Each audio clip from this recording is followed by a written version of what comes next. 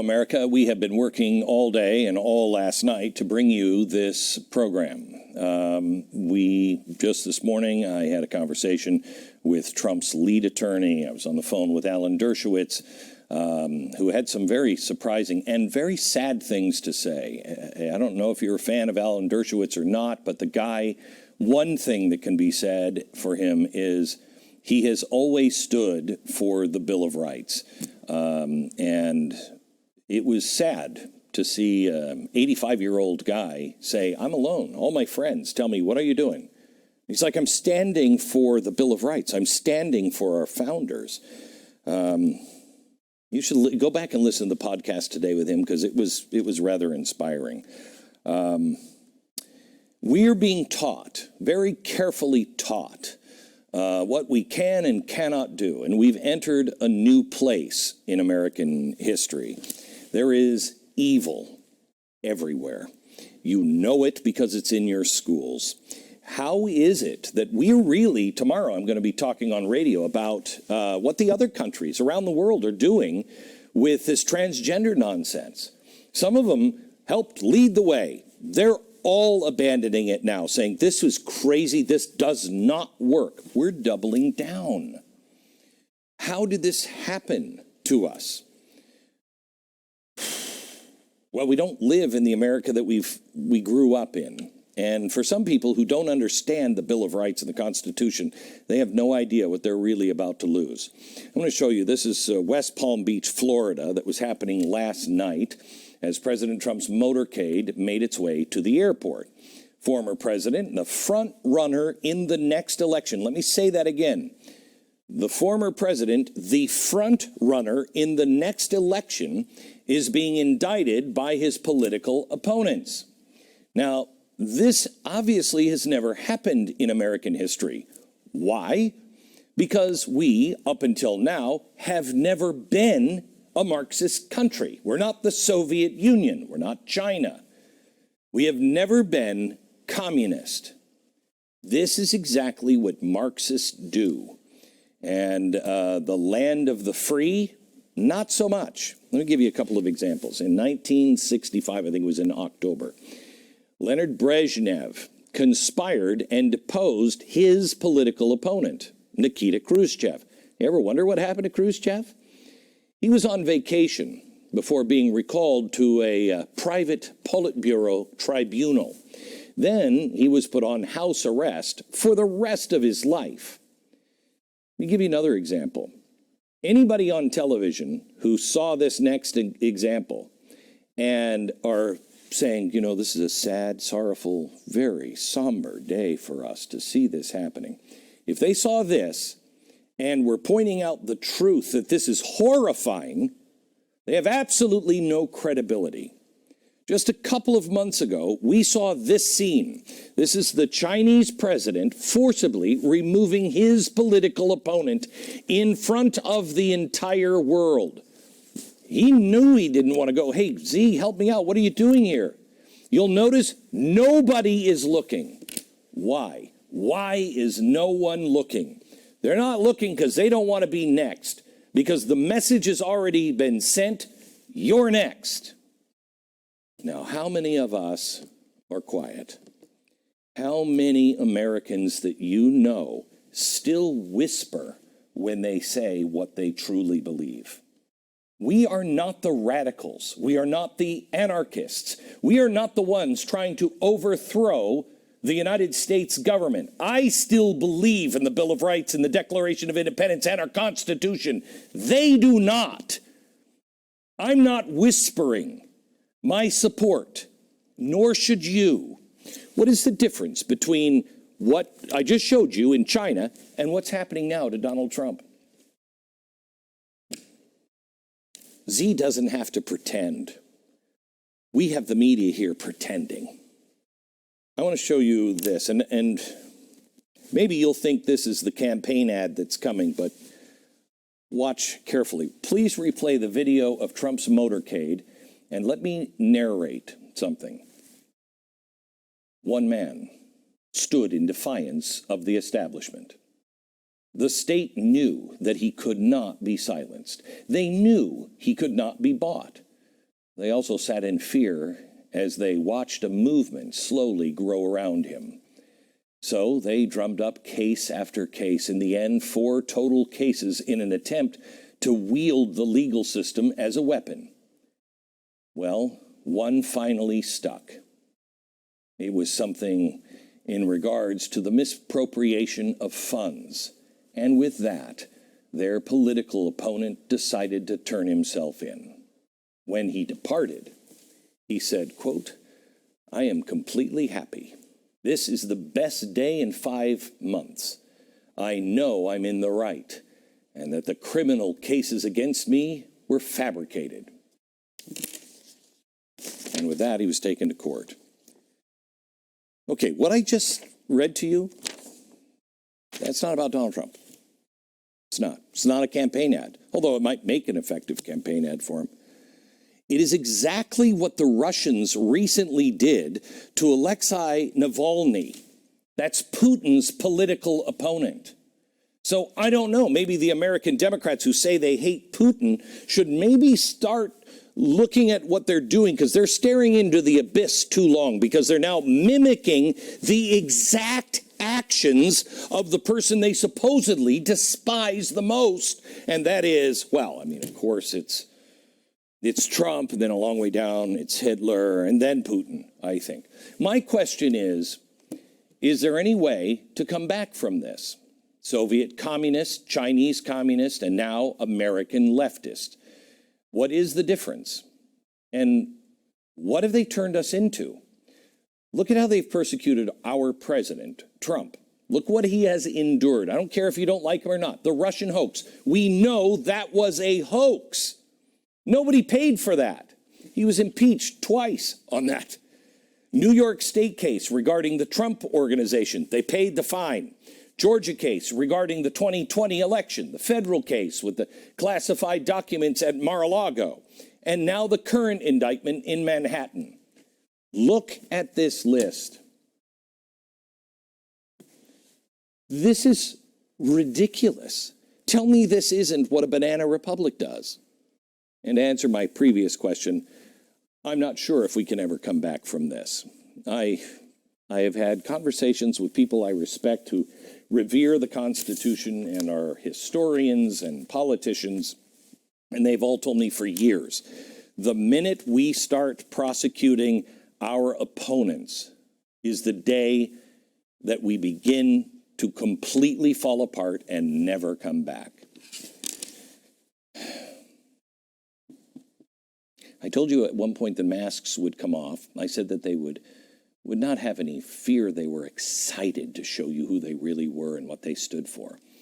If you are willing and able to impeach an American president twice on lies that you yourself fabricated, accuse him of being a Russian asset, then launch 4 criminal cases against him to try to keep him from returning to the Oval Office, they obviously don't have anything to fear. They do not care, and they're excited to show you their future. Let me show you how blatant this is. For years, the current case against Trump has been sitting on a shelf because they couldn't make it stick. But now, all of a sudden, it's been leaked. They somehow were able to dig up 34 felonies where there was previously 0 felonies. Curious. You know what else is curious? The reporter that received this illegal leak is Michael Isikoff, the exact same journalist that Christopher Steele first started leaking parts of the Steele dossier to. Wow, what a coincidence. But don't look now, because it almost seems like the same political operatives that were involved pushing the Russian hoax are also hard at work to convince Trump, to convict Trump today. A lot of people have pointed out that this district attorney, Alvin Bragg, has ties to George Soros. Now, I only say this because he's Jewish. Or, I don't care that he's Jewish. I'm only saying it because he's destroying the country. Soros gave $1 million to the PAC Color of Change, who then started giving cash to Bragg's campaign. Just a couple of days before he wrote that check, they said, we really need $1 million so we can give it to Alvin Bragg's campaign. Then he wrote a check. A couple of days later, for $1 million, but there's no connection there. Then Soros' son also gave $10,000 to Bragg's campaign, and his son's wife also donated $10,000 more than 3 days later. Wow, what a family. Soros' involvement is nothing new and doesn't surprise me in the slightest. But Soros is just a cog in a much larger wheel, and I'm not going to give him sole credit here. To do so would give the Democrats an alibi. I'm just curious how involved the federal government was involved in this. How deep? Bragg has confirmed that federal funds were used in the probe of President Trump. His office also has connections that go straight to the Biden Department of Justice. Now, if Republicans want to get to the bottom of some of these federal funds, maybe they should look into that. Did Joe Biden's DOJ play any role here? Well, back in December, the New York Times reported that Bragg had hired Matthew Colangelo. He's going to join the team. Well, who's this guy? Well, Mike Davis from the Internet Accountability Project recently pointed out that Colangelo was previously a senior White House economic advisor to President Obama, a top aide to Obama Labor Secretary and future DNC chair Tom Perez. He's also a top lawyer to the Obama Civil Rights Division head Tom Perez. But he had never served as a line prosecutor or a defense attorney. He seemed a lot more like just a senior Democratic operative. So what did Bragg hire him to do? Well, Colangelo previously led the New York Attorney General's civil inquiry into Trump. But in January 2021, he left New York State and was hired directly by Biden's Department of Justice. His title, Acting Associate Attorney General. I think that's kind of like the intern to the interns. Now, I find this curious, and maybe it's just me. An activist Democratic operative who spends his time with the New York AG investigating Trump gets a senior position in Biden's DOJ, and the timing of his tenure there is, well, interesting. Because this is exactly the time when the Justice Department weaponized against pro-life groups. And just 3 months after this insane abuse of power against pro-lifers, Alvin Bragg hired him away from the DOJ to work from his office to refocus on Trump. Word of the day, curious. As we saw with Obamagate, the attacks on Trump went straight to the top. How many Democratic fingerprints are on this attack? How far are they willing to go to eliminate their political opponents? I don't know if we ever come back from this, but I will tell you this, I ain't going to sit down and I'm not going to shut up. I'll show you what they've done to our republic next.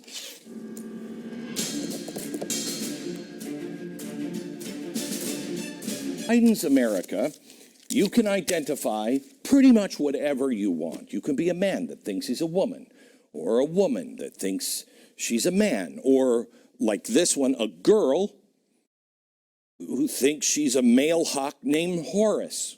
Okay, follow the science, right? Now, these rules also apply to the United States of America. We no longer operate as a republic for which we were established. We are now what I like to call a banana republic, sponsored by Chiquita Bananas. Now, I think that identifies the United States right now. If you don't know what a banana republic is, because it's been used a lot, it's a banana republic. Both the left and the right are constantly saying it. It's the most important election we've ever had in the banana republic. Okay. Democrats invoked the name during January 6th, said the right has been saying it all the time. Last time, now we're saying it in the aftermath of January 6th. And I don't.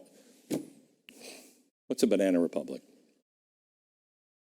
Well, it's really easy. How the left under Joe Biden has transformed into something more akin to, early 1900s South America. Banana republics or in places like Guatemala, Honduras. They share shocking similarities with everything we're seeing now being preached from, I don't know, the World Economic Forum in Davos. Hey, David, is that a conspiracy? Or the Democrats at the White House and Congress. Now, let me show you. South American banana republics were created in similar ways and shared the same characteristics. A profitable resource. In this case, bananas. That doesn't really look like a banana, but it's supposed to be one. Anyway, bananas were identified by a corporation, and they got together with the government like, hey, we've got one crazy banana population. We should share it with the world. And the government was like, well, that would be great. Now we're going to have to make some laws to make sure that Chiquita gets her money, you know. Public-private partnerships were established between the company and the host government. Now, the resource made everyone involved rich. Everybody else, not so much.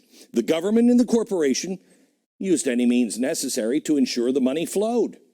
Okay? These are the things corruption, public-private partnership. Everybody's really getting rich. Justice then becomes a weapon. Power and wealth restricted to those at the top. And you, the little people, sorry. Now, banana republics had these three things in common. Corruption was the name of the game. Corruption was tolerated to keep the regime in control. 2, justice. Justice became a tool. Guilty until proven innocent. Hey, does anybody remember what Nancy Pelosi just said? She was like, great, now he can prove his innocence. No, that's not the way it works unless you're in Chiquita Banana world. Operatives infiltrated the justice system to control and punish anyone who would dissent. And then here's my favorite. The fear that the government used as leverage on the average person, they use the word in this, shock and awe, to keep people in line and working for the public-private partnership because bananas are so very important, okay? It's like green energy. Green bananas, green energy, it's the same. It's so important. Now, look at what we're building with the Great Reset, including here, with the Biden administration. What are they doing? Oh, they're building public-private partnerships. That's right. We've joined forces with Western elites. We haven't really included the little people, but do they really even read or have ears? So we've replaced bananas with green energy. And just like in the early 1900s, it didn't have anything to do with the welfare of the people involved. It was about power, control, and money, period. Corruption is now the name of the game. Protected class live under a separate form of justice. Hunter Biden, sure, there's video evidence of him actually weighing crack with a Russian hooker. But it's just Hunter being Hunter. The Pelosi's make millions as the government makes parallel regulatory moves. You and I get audited. They get rich. And speaking of audits, the government colludes with the largest corporations in the country to spy and censor you. And the same day this is revealed to Congress, the journalist that broke the story, Matt Taibbi, gets a visit from the IRS. We got to look around here. Hey, Matt Taibbi, what, huh? What is this? As the early banana republics, anything to protect the regime. Justice is a tool. I mentioned earlier how pro-lifers were targeted by the DOJ. This came in the aftermath of the downfall of Roe versus Wade. It took the government half a year to finally pull the trigger on bringing charges on some of those people because it was dark. That's honestly the DOJ's excuse. It was dark. The cases were flimsy. The government knew it. It's political persecution, and everyone knows it. Guilty until proven innocent. Not here in America. That's what's happening here. No one is above the law. Really? No one's above the law, except all the people that Alvin Bragg is letting go. This is a Davos-inspired dystopia. And there are political targets like President Trump and nothing else. What about the operatives infiltrating law and order to control and punish those who threaten the regime? Everyone's heard that Alvin Bragg has ties to George Soros, but take a look at the map. Soros has an army of prosecutors spread out all over the United States. What are you doing if you have a prosecutor in your state? Are you leading a movement to get them kicked out? Democrats in the mainstream media have tried to downplay what Soros is doing with our justice system, but the facts do not lie. The Capital Research Center has done amazing work naming all of these radical prosecutors. The list is up at glenbeck.com. Don't do anything crazy. All you have to do is lead a campaign to have them recalled. Stand up in your own state and community.